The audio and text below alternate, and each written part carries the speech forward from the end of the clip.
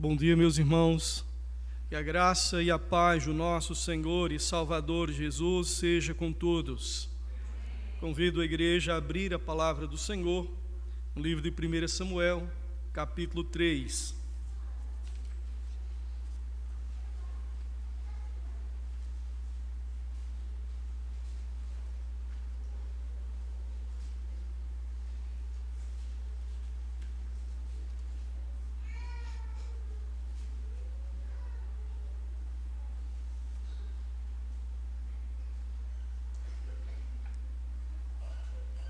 Assim diz a palavra do Senhor. O jovem Samuel servia ao Senhor perante Eli. Naqueles dias a palavra do Senhor era muito rara, as visões não eram frequentes. Certo dia, estando deitado no lugar costumado o sacerdote Eli, e os olhos já começavam a escurecer-se, a ponto de não poder ver, e tendo-se deitado também Samuel no templo do Senhor, em que estava a arca, antes que a lâmpada de Deus se apagasse, o Senhor chamou o menino: Samuel, Samuel. Este respondeu: Eis-me aqui. Correu a Eli e disse: Eis-me aqui, pois tu me chamaste. Mas ele disse: Não te chamei, torna a deitar-te. Ele se foi e se deitou. Tornou o Senhor a chamar: Samuel. Este se levantou, foi a Eli e disse: Eis-me aqui, pois tu me chamaste. Mas ele disse: Não te chamei, meu filho, torna a deitar-te. Porém Samuel, indo, não conhecia o Senhor, e ainda não lhe tinha sido manifestada a palavra do Senhor. O Senhor, pois, tornou a chamar a Samuel terceira vez, e ele se levantou e foi a Eli, e disse: Eis-me aqui, pois tu me chamaste. Então entendeu Eli que era o Senhor quem chamava o jovem. Por isso, ele disse a Samuel: Vai deitar-te. Se alguém te chamar, dirás: Fala, Senhor, porque o teu servo ouve. E foi Samuel para o seu lugar e se deitou. Então veio o Senhor, e ali esteve, e chamou como das outras vezes: Samuel, Samuel. Este respondeu: Fala, porque o teu servo ouve. Disse o Senhor a Samuel: Eis que vou fazer uma coisa em Israel, a qual todo o que a ouvir lhe tinirão ambos os ouvidos.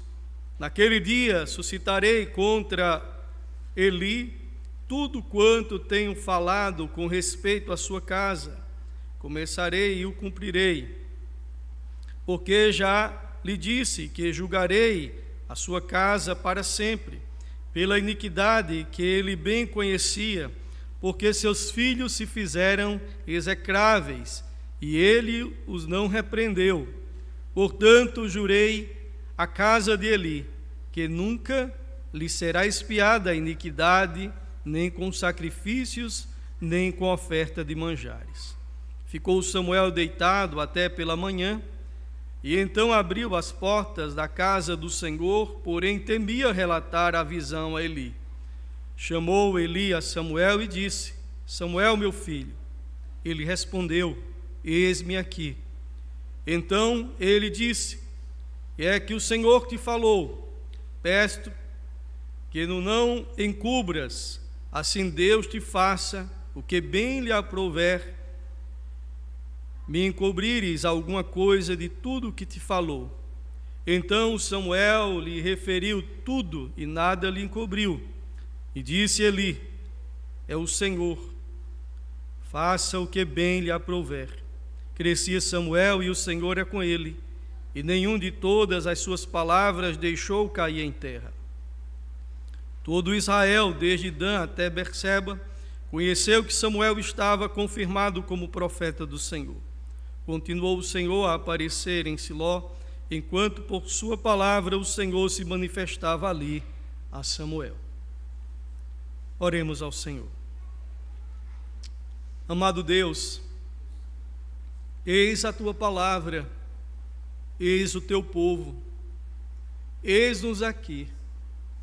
Fala, porque o teu povo ouve, e queremos ouvir a tua voz, queremos ser nutridos, ó Deus, pela tua santa palavra, instruídos da tua santa lei, e desfrutar, ó Deus, nesta manhã, ó Pai querido, da tua graça, e na instrução da tua palavra, sermos, ó Deus, por ti mesmo doutrinados, por ti mesmo, ó Deus, sermos disciplinados, por ti mesmo, ó Deus, corrigidos, para que possamos caminhar em retidão e em santidade diante do Senhor.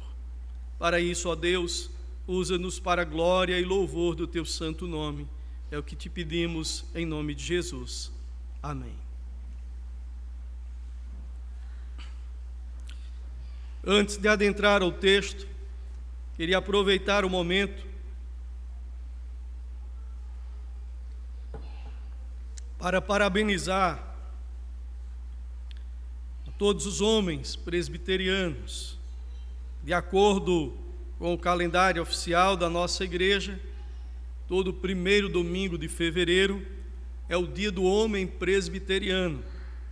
Como igreja conciliar, uma igreja de uma liderança masculina, louvamos a Deus por estes homens que Deus tem levantado e por tudo aquilo que Ele tem realizado através da vida de homens que se colocam à disposição para se servir ao Senhor e fazer a sua vontade. Voltando ao texto da nossa reflexão, 1 Samuel capítulo 3 foi o texto lido, e nele faremos a nossa reflexão, para entendermos bem a porção lida nesta manhã. É muito importante nos reportarmos a história do povo de Deus e entender que depois de mais de 400 anos no Egito e depois de 40 anos pelo deserto, o povo adentra a terra prometida. E lá, no lugar que Deus prometeu e preparou e conduziu o seu povo, Deus, Ele usou também ali juízes para julgar as causas do povo e conduzir o povo.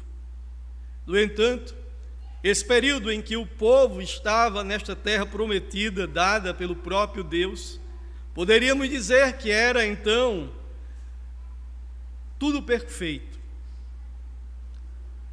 Só que o homem, em sua condição natural de ser, mostra que não é assim. Aonde o povo deveria viver na presença do Senhor, deveria desfrutar de todas as benesses que o Senhor havia prometido e estava cumprindo, o povo constantemente se desviava do Senhor. E o livro de Juízes é um relato disso. O povo, cada um fazia o que bem lhe parecia aos seus olhos e se desviava da lei do Senhor. Nesse período, nós vemos o livro de Samuel, que na nossa Bíblia é 1 e 2 Samuel, mas no original, ou devido ao grande volume do pergaminho, para nós foi dividido em 1 e 2 Samuel. Primeiro livro fala exatamente do nascimento dele, através de um ato sobrenatural de Deus, um milagre na vida de Ana, até o capítulo 3.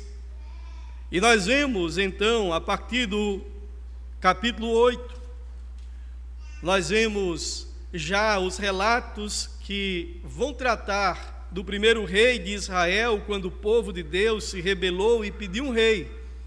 E aí tem, até o final do livro, falando sobre a vida de Saul. Na verdade, a condição do povo de Israel, quando Samuel, no capítulo 3, relata, era uma condição das piores possíveis, pois Eli, o sumo sacerdote, já estava velho, cego, como o texto diz. Ele não cuidava bem da sua vida religiosa, ele não cuidava bem de sua casa e muito menos da igreja do Senhor. E assim, o povo de Deus perecia. Os filhos de Eli, Ofni e Finéias, eram desordeiros. E quando olhamos o texto, nós vemos ainda no capítulo 2, versículo 12, que eram, porém, os filhos de Eli, filhos de Belial, e não se importavam com o Senhor, praticando toda sorte de coisas que não agradavam a Deus, desonravam e desrespeitavam o Pai. E o texto é enfático dizer que os filhos do sacerdote Eli não se importavam com o Senhor. E mostra, esses homens, eles se deitavam com as mulheres na casa do Senhor. Imagine a situação. Era uma época de um trágico declínio espiritual para a vida de Israel, para a vida do povo de Deus. E há um detalhe nesse texto, no verso 3, que disse que, tendo deitado também Samuel no templo do Senhor, em que estava a arca, antes que a lâmpada de Deus se apagasse. Êxodo capítulo 27, versículo 20, fala sobre esta lâmpada. Levítico capítulo 24 também vai tratar novamente sobre a lâmpada do Senhor no tabernáculo. E antes que a lâmpada se apagasse, porque a lâmpada no santuário, no tabernáculo, ela simbolizava a chama, a vida, simbolizava a presença de Deus.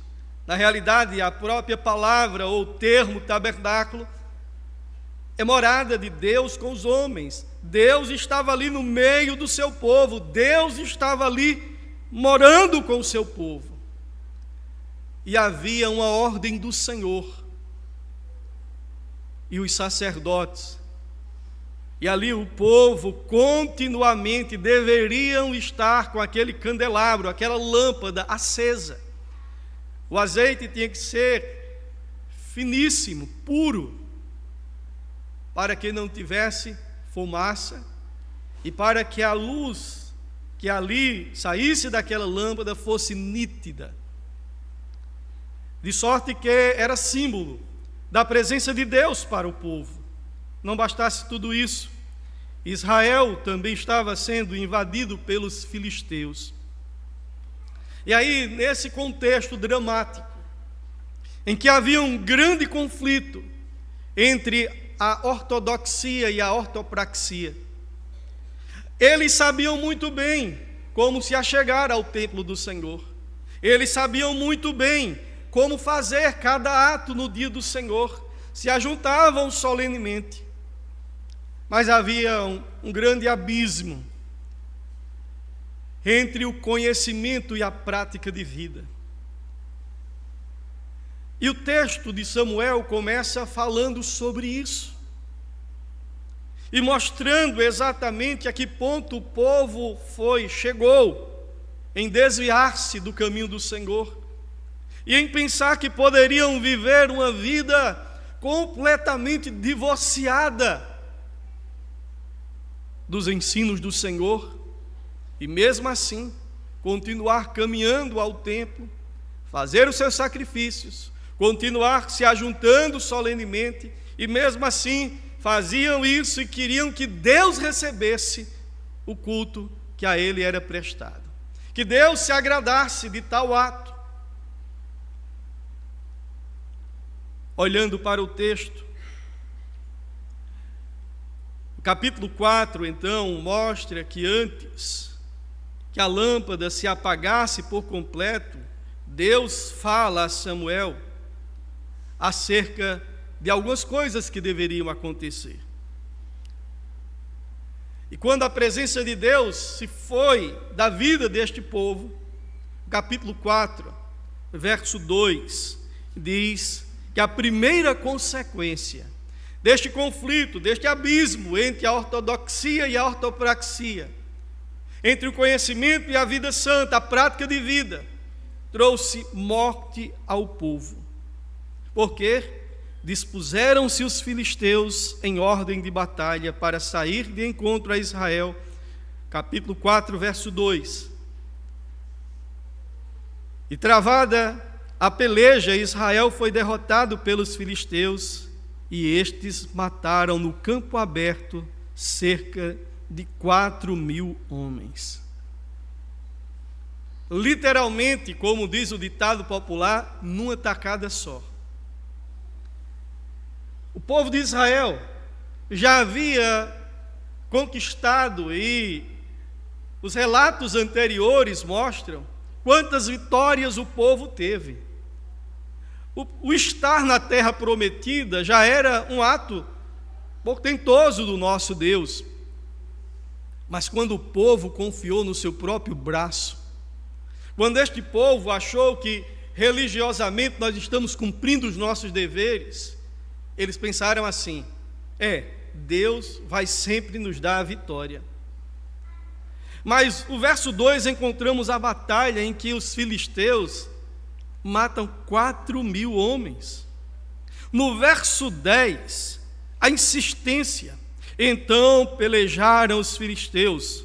Capítulo 4, verso 10. Israel foi derrotado, e cada um fugia para a sua tenda. Foi grande a derrota, pois foram mortos de Israel 30.000 homens de pé.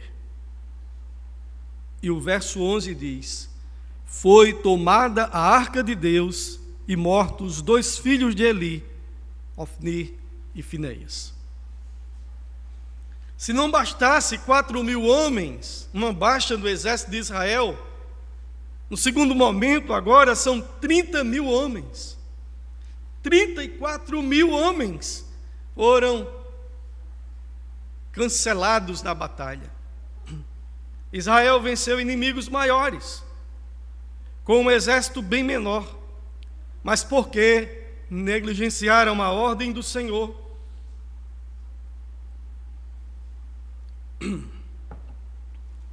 Porque não mandaram e não observaram atentamente a lei do Senhor, de manter a lâmpada acesa, as trevas vieram. E a palavra do Senhor diz, e é enfática em mostrar as consequências do afastar-se de Deus. Embora o texto seja pequeno e a leitura não demorada, mas quando você olha para o tempo em que Eli exerceu o sacerdócio, você vai perceber que a igreja passou muito tempo, este povo passou por muito tempo em declínio e decadência espiritual. E não podemos caminhar distante do Senhor e querer as bênçãos do Senhor sem querer o Deus da bênção. Primeiro se tem prazer no Senhor, primeiro se tem prazer na sua lei, primeiro importa que, assim como diz Mateus, capítulo 5, verso 14, vós sois a luz do mundo, verso 16, assim resplandeça a vossa luz diante dos homens, para que vejam as vossas boas obras e glorifique o vosso Pai que está nos céus. Exatamente quando há um equilíbrio e há uma junção perfeita entre a ortodoxia e a ortopraxia, que Deus é honrado e glorificado. Aquele povo tinha o sagrado como um amuleto, pensando assim: na hora que eu precisar, eu faço todo o ritual e tenho a bênção do Senhor. Mas o apagar da lâmpada significa, então, a falta de vida com Deus, a falta do ensino da palavra salvadora. Vemos, irmãos, que isso não é algo especificamente desse texto. Porque é o mesmo Deus que fala através do profeta Samuel. Este mesmo Deus, ele se revela também em todo o livro sagrado e, por exemplo, podemos citar as 7 igrejas do Apocalipse. O Senhor está onde? No meio da igreja, no meio do seu povo, caminhando. O Senhor tem um diagnóstico da sua igreja. O Senhor conhece intimamente cada um de nós. O povo deveria entender que de Deus não se zomba. O povo deveria conhecer o Senhor e temê-lo. E por isso, a Arca da Aliança, versículo 11, a Arca da Aliança é perdida, no capítulo 4, verso 11. A arca representava a presença de Deus, ou de sua glória. E o povo imaginou então que havia perdido 4.000 homens a princípio, porque a arca não estava presente. Quando você olha o capítulo 4, os filisteus eles vencem e matam 4.000 soldados. Logo no capítulo 4, verso 5 até o 11, ele vai mostrar exatamente que eles perceberam, nós perdemos a batalha porque não trouxemos a Arca da Aliança. E o povo imaginava então o seguinte: a arca, como ela não está presente no meio de nós, eles haviam deixado ela, então resolveram buscar para que trouxessem sorte e para que trouxesse vitória. Mas não foi isso que aconteceu, porque a glória de Deus já não estava mais lá. A lâmpada de Deus já estava apagada. E somente agora eles estavam se apercebendo disso. Essa é a mesma questão e o mesmo cenário quando o povo de Israel, quantas vezes repreendido pelo próprio profeta Isaías, antes da Babilônia invadir Jerusalém, queimar o templo do Senhor, quebrar as suas colunas, o povo pensava: nós temos o templo de Salomão, aqui é a cidade de Deus. E as pessoas confiaram mais em coisas, confiaram na estrutura, e esqueceram que Deus chamou um povo exclusivamente seu, para ser zeloso de boas obras. Deus chama um povo para viver em sua presença. E aí, eles lembraram que a arca não continha mais. Ou, melhor dizendo, eles perceberam que a concepção que eles tinham a respeito daquele objeto sagrado estava completamente errada. O poder pertence ao Senhor. De forma similar, muitas igrejas hoje estão assim, perderam de vista a presença de Deus.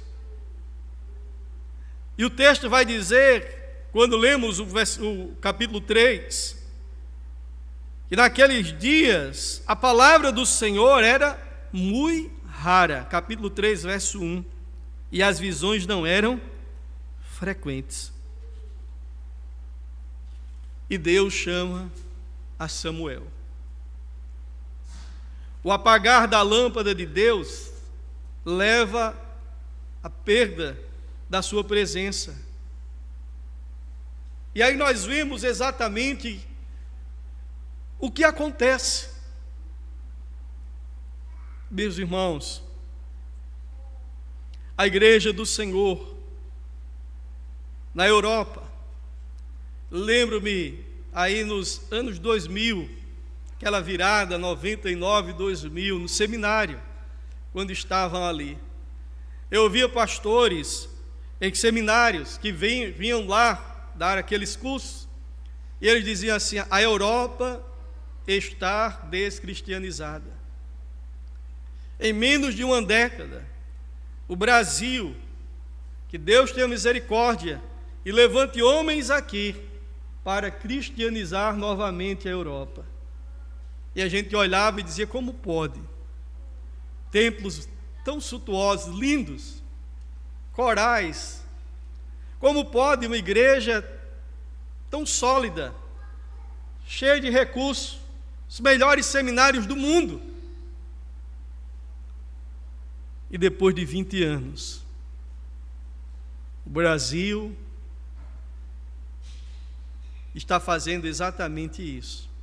Depois de 24 anos, há quanto tempo o Brasil está levando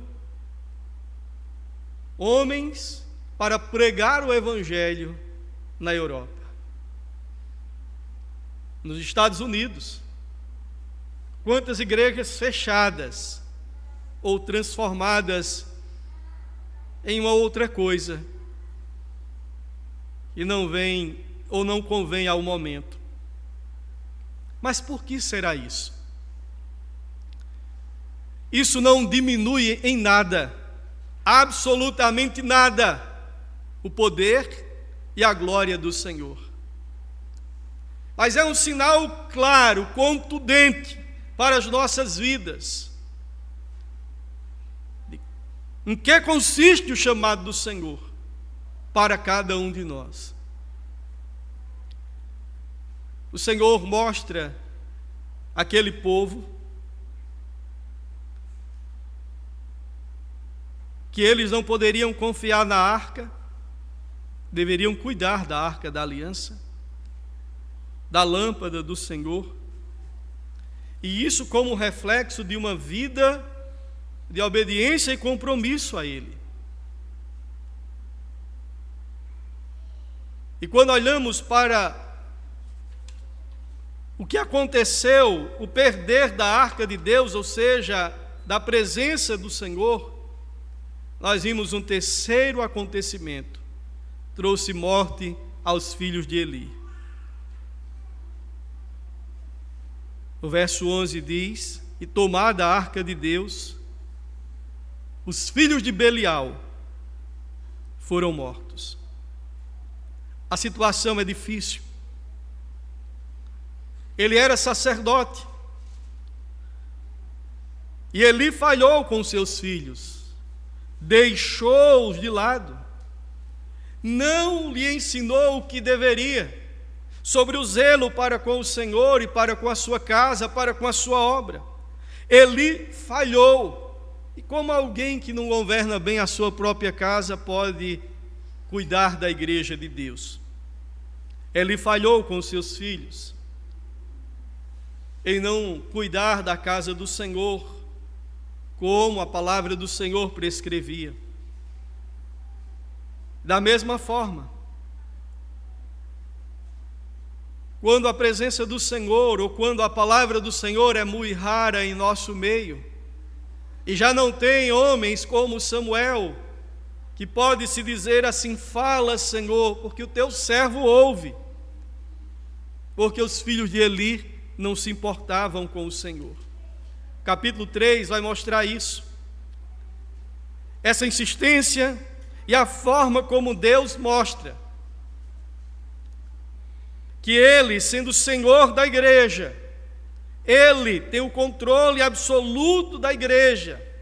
Por mais que ela esteja decadente, ao Senhor pertence a igreja a qual Ele comprou pelo seu precioso sangue, o Filho de Deus, Cristo Jesus.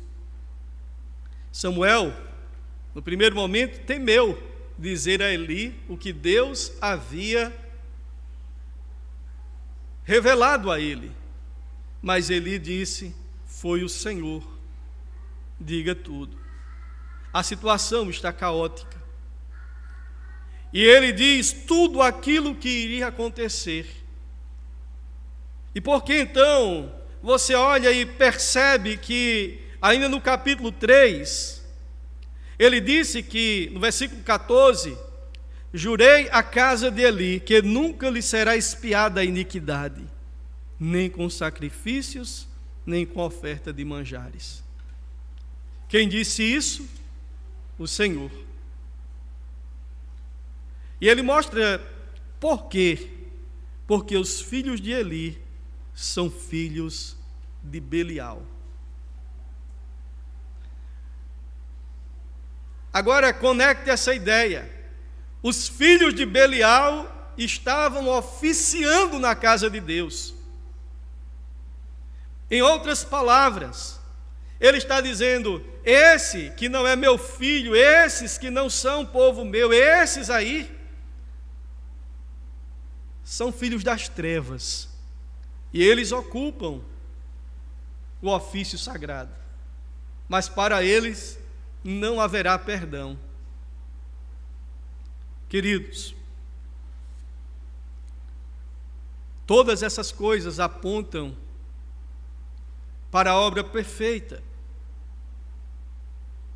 Em vez de ensiná-los a conhecer a Deus e a se fortalecerem nele, a levá-los a ter uma experiência pessoal com Deus, a um crescimento na graça e no conhecimento do Senhor, o velho Eli, ele desconsiderou um princípio básico, que era ensinar aos seus filhos o caminho em que deve andar. E nós plantamos hoje sementes que amanhã queremos colher outros frutos. Mas a lei da semeadura é clara. Tudo que o homem plantar, isso também colherá.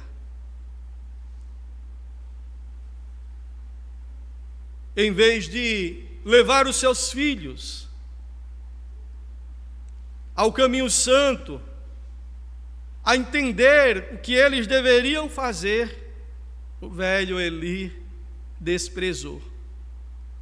A morte que visitou os filhos de Eli, visitou também ele. Quando chegou, Eli estava sentado numa cadeira, capítulo 4, verso 13, e diz exatamente: Eli estava sentado numa cadeira ao pé do caminho, olhando com quem espera, porque o seu coração estava temendo pela arca de Deus. Depois de entrar o homem na cidade e de dar as novas, toda a cidade prorrompeu em gritos. Ele, ouvindo os gritos, perguntou: que alvoroço é esse? Então se apressou o homem e, vindo, deu as notícias a Eli. Era Eli, da idade de 98 anos, e os seus olhos tinham cegado, e já não podia ver. Disse o homem a Eli: eu sou o que saí das fileiras delas e fugi hoje mesmo. Perguntou-lhe Eli: que sucedeu, meu filho? Então respondeu que trazia as novas e disse: Israel fugiu de diante dos filisteus, houve grande morticídio entre o povo, e também os teus 2 filhos foram mortos, e a arca de Deus foi tomada. Ao fazer ele menção da arca de Deus, caiu Eli da cadeira para trás, junto ao portão, e quebrou-se-lhe o pescoço e morreu, porque já homem velho e pesado. E havia ele julgado a Israel 40 anos. Estando sua nora, a mulher de Finéias, grávida, e próxima ao parto, ouvindo essas novas, de que a arca de Deus fora tomada e de que seu sogro e seu marido morreram, encurvou-se e deu à luz, porquanto as dores lhe sobrevieram. Ao expirar, disseram as mulheres que a assistiam: não temas, pois tivestes um filho.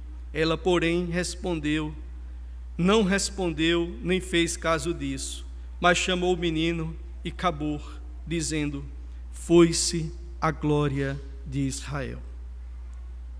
Isto ela disse porque a arca de Deus fora tomada e por causa de seu sogro e de seu marido.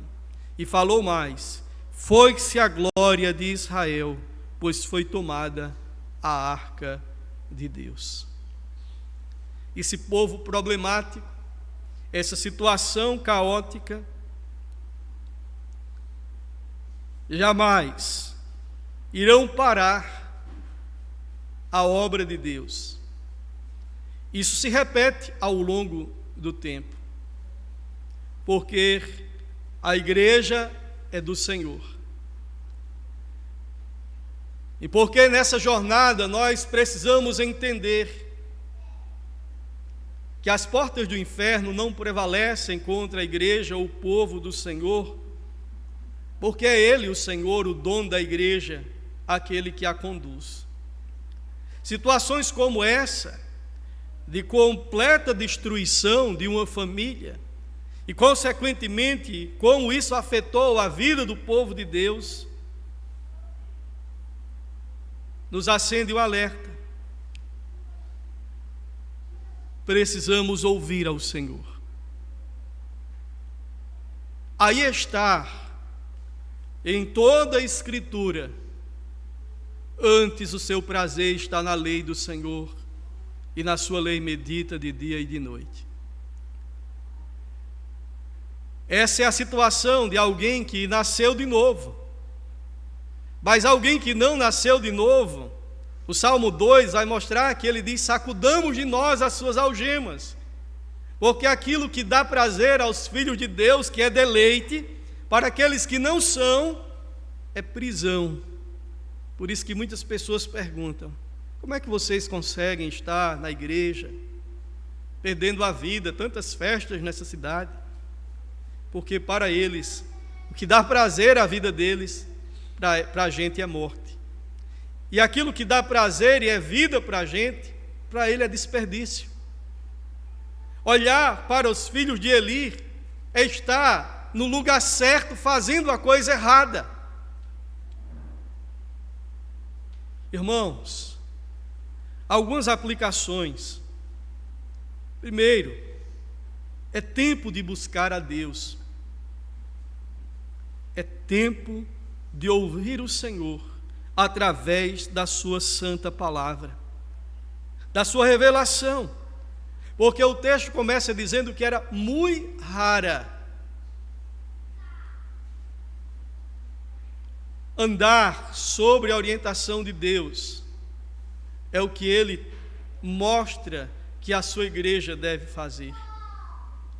Olhar para essa situação e ver que o vigor espiritual da igreja,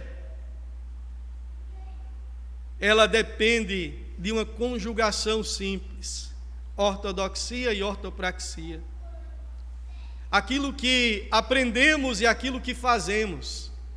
Aquilo que aprendemos deve, em si, realmente nutrir a nossa alma e se transformar em prática de vida.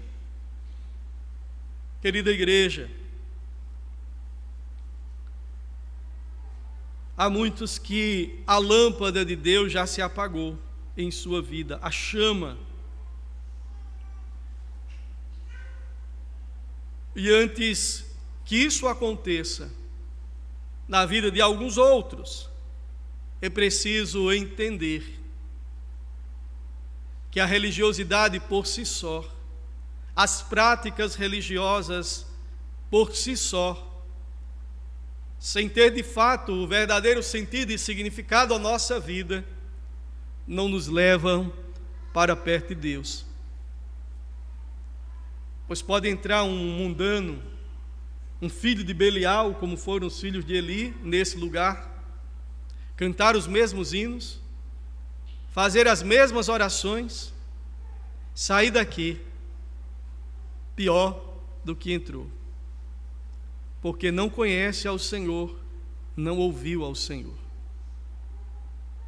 Que sejam as nossas atitudes conforme aquilo que o Senhor nos ensina em sua palavra. Amados, todo esse texto nos revela todo este contexto que envolve essa história desta família sacerdotal, nos mostra o quanto somos dependentes de Deus. Não é porque foram os filhos de Eli.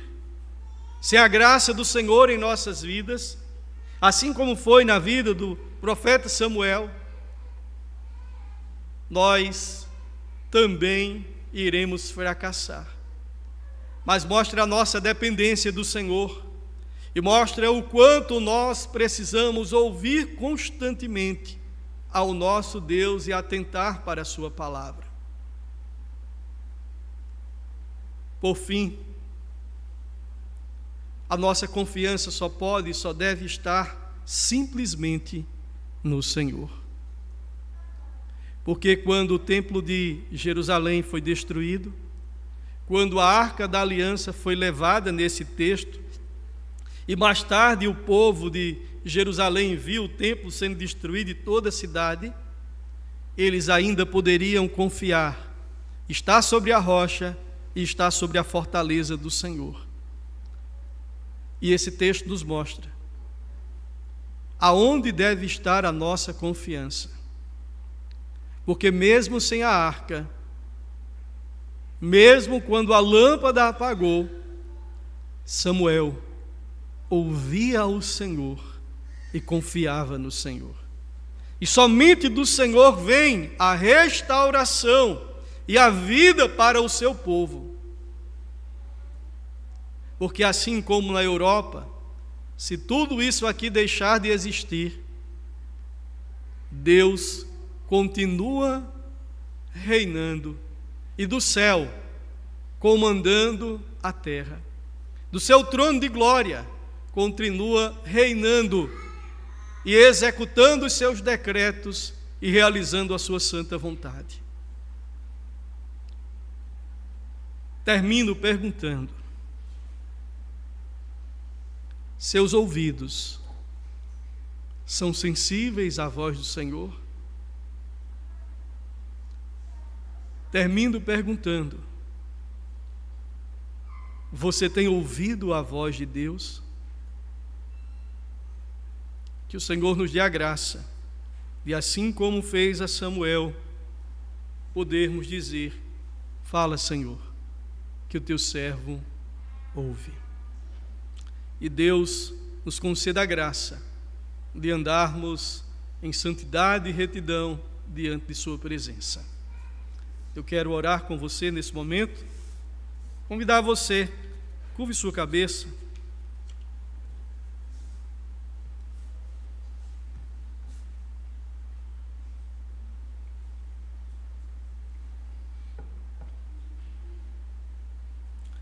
Amado e bendito Deus, nesse momento, Pai, em que ouvimos Tua palavra, e que, ó Deus, o Teu Espírito Santo, que em nós habita e que está na Tua igreja, ilumina, e, ó Deus, fala aos nossos corações. Ó Deus querido, descortina, nos trazendo, ó Deus, de forma muito nítida e clara, tudo aquilo que nos convém saber e conhecer. Seja sobre nós, ó Deus, a Tua misericórdia, a Tua graça bendita. Seja sobre nós, ó Deus, o Teu perdão. Não nos deixa ser negligentes. Não nos deixa, ó Deus, ser insensíveis à Tua voz, ao Teu falar. Ó Pai, os filhos de Eli não se importavam com o Senhor, mas a Tua igreja, ó Deus, a Tua igreja concede a graça de que o Teu povo, ó Deus, tenha alegria em temer ao Senhor, ao ouvir ao Senhor e ao Pai querido, a ser instruídos pelo Senhor. Bendito e amado Deus, livra-nos de nós mesmos, livra-nos, ó Deus, de uma natureza que a cada dia, ó Deus, quer nos levar para distante de Ti. Fortalece a vida espiritual do Teu povo, para que, ó Deus, a nossa alma e a nossa vida a cada dia seja nutrida pela Tua palavra e dos nossos lábios e de todo o nosso ser, possa, ó Deus, brotar uma vida que glorifica o Teu santo e excelso nome. Assim, ó Pai, nós Te oramos e suplicamos em Cristo Jesus, o Teu Filho amado. que vive e reina para todo sempre. Amém.